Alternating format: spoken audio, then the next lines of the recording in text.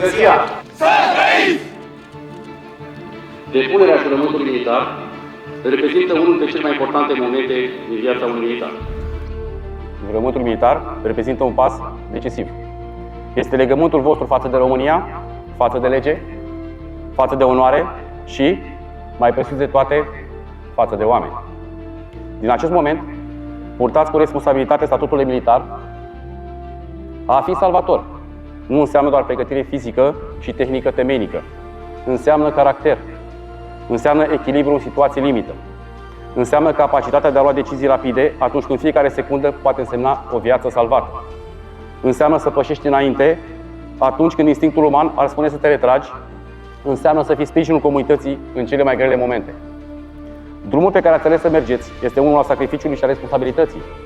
Veți avea nopți nedormite, intervenții dificile, momente de epuizare. Dar veți avea și satisfacția incomparabilă a datoriei împlinite, a vieților salvate, a privirilor pline de recunoștință. Veți ști că ați făcut diferența dintre viață și moarte. Jurământul militar este o promisiune pe care vă faceți vouă înșivă. Este angajamentul de a respecta legea, de a apăra valorile fundamentale ale statului român și de a interveni cu promptitudine și profesionalism ori de câte ori veți fi chemați. Veți descoperi că forța voastră nu stă doar în pregătirea individuală, ci mai ales în echipă. Camaraderia este unul dintre cele mai puternice legături din viața militară. În momentele dificile veți conta unii pe alții. Veți învăța să aveți încredere deplină în colegul de lângă voi, iar această încredere va face diferența în situații critice. Să nu uitați niciodată că uniforma pe care o purtați reprezintă autoritate, dar și responsabilitate. Oamenii vă vor privi cu respect și cu speranță.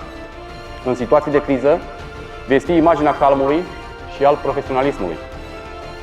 Vă urez mult succes și vă asigur că pe acest drum pe care ați pornit vă vom sta alături și vă vom sprijini. Așa să vă ajute Dumnezeu.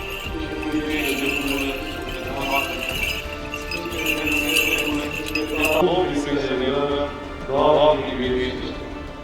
Pentru acesta și jurământ militar, și pentru țara noastră, pentru toate oaștele și satele, și pentru cei ce cu credință viețuiesc a Tatălui și Fiului și Sfântului Duh, acum și pururea și în vecii vecilor. Amin.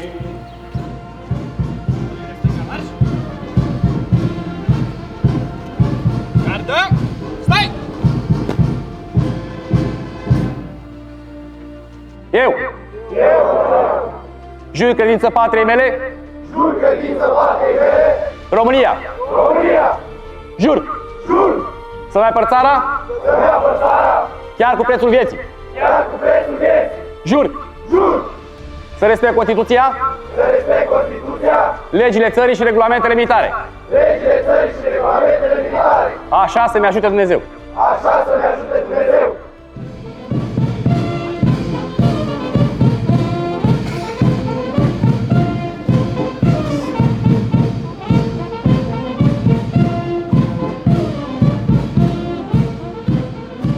Trăim astăzi un moment încărcat de o simbolistică profundă.